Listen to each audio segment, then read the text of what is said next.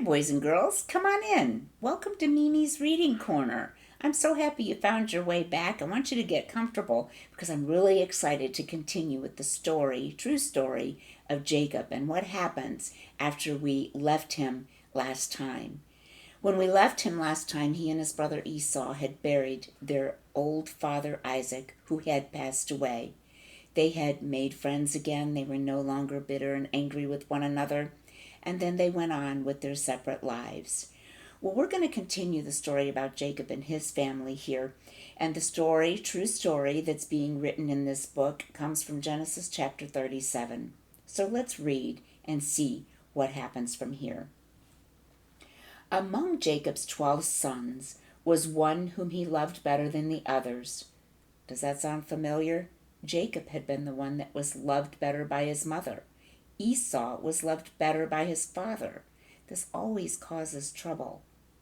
But this one, son of Jacob, that was the favored son, was Joseph.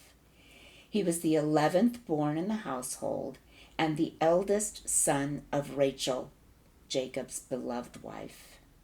Joseph was a good boy indeed, just the kind of boy that a father can trust to do what's right. Sad to say, his elder brothers were not so careful to always do right, and their wrongdoing brought much pain to Jacob's heart. Because Jacob loved Joseph so tenderly, his brothers became envious of him.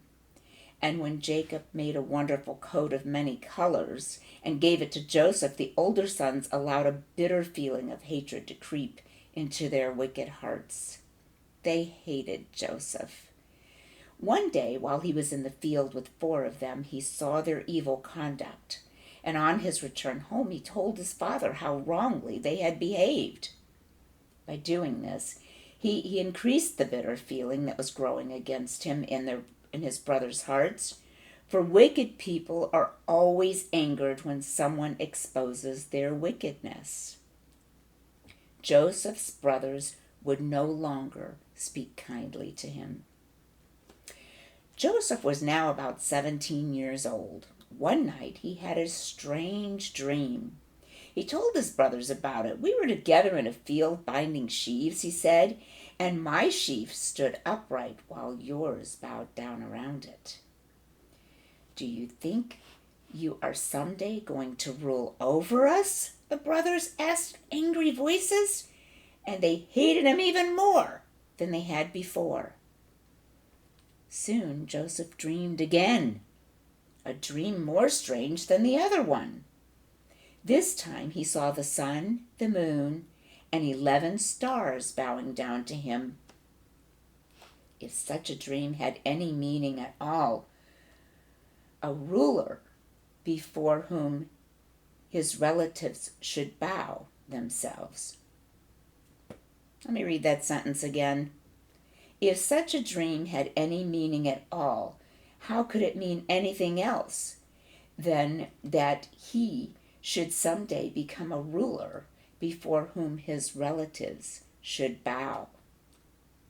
Joseph wondered about the dream, and he told it to his father and brothers, and his father was displeased because he thought it would be wrong for a man to bow down before his son. That would seem to make Joseph greater and better and wiser than he.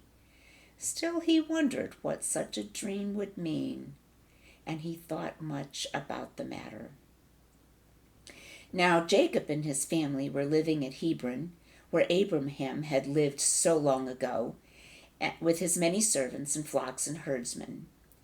Jacob's flocks were so large that they could no longer find enough pasture nearby at all seasons, and sometimes they had to be taken far from home to find grass and water.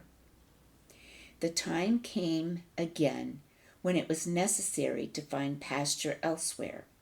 So Jacob sent his 10 oldest sons to Shechem with the cattle and the sheep. After they had been away from home for some weeks, Jacob sent Joseph on an errand to learn whether or not the young men were getting on well with their work. Wonder what happens when they see Joseph coming toward them. Remember, they don't like him. Well, we're going to stop here for today, but we'll take up next time. We'll find out what happens when Joseph finally meets up with his brothers. So, until we see each other again, I want to encourage you all to just keep reading.